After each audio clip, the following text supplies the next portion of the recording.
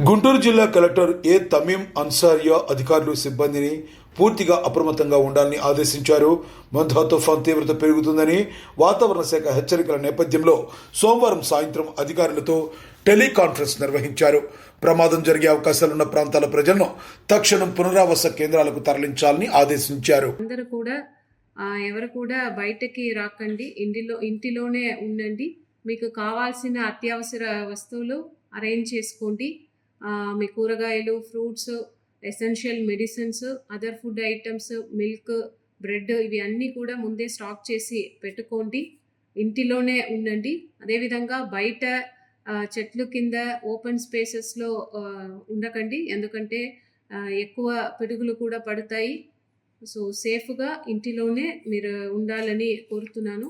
అదేవిధంగా గాలి కూడా చాలా వేగంగా వీచే అవకాశం ఉంది కాబట్టి మీ ఇంటి దగ్గర ఏదైనా షీట్స్, డ్రమ్స్, హోర్డింగ్స్ ఉంటే కూడా ముందుగానే తీసేసేయండి.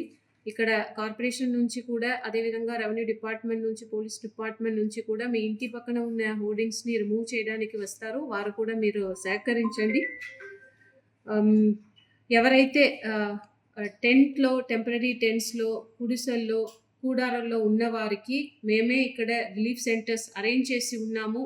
రెవెన్యూ డిపార్ట్మెంట్ నుంచి, పోలీస్ డిపార్ట్మెంట్ నుంచి మీ దగ్గరికి వస్తారు మిమ్మల్ని షిఫ్ట్ చేయడానికి. ఇది ఒక ముందస్తు చర్యలు తీసుకుంటున్నాము. ఎందుకంటే ఈ సైక్లోన్ టైంలో రేపు స్పెసిఫిక్గా చెప్పాలంటే రేపు ఆఫ్టర్నూన్ నుంచి ఎక్కువ గాలితో అతి భారీ వర్షాలు పడతాయి కాబట్టి ఆ టైంలో ఏదైనా పాత ఇల్లు పడిపోవడానికి అవకాశం ఉంది కాబట్టి ముందస్తుగానే మిమ్మల్ని అటువంటి ఇల్లులో ఉన్న వారిని గుర్తు చేసి ఉన్నాము. దాదాపు ఒక 8,000 అలాంటి కచ్చా హౌస్ ఉన్నాయి. దాంట్లో ఉన్నవారు మిమ్మల్ని షిఫ్ట్ చేయడానికి మన సిబ్బంది రెవెన్యూ డిపార్ట్మెంట్ నుంచి, పోలీస్ డిపార్ట్మెంట్ నుంచి మీ దగ్గరికి వస్తారు. వారికి సహకరించండి.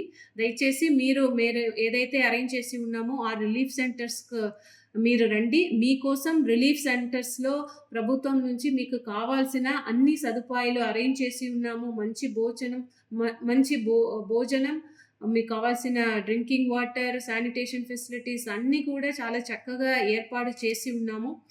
ఈ తుఫాన్ని మన జిల్లాలో ఎటువంటి ప్రాణ నష్టం కాకుండా, ఎటువంటి ఆస్తి నష్టం కాకుండా ఎదుర్కోవడానికి మీరు ప్రతి ఒక్కరు కూడా గవర్నమెంట్కు సహకరించాలని కోరుతున్నాను. దయచేసి సహకరించండి. ధన్యవాదాలు.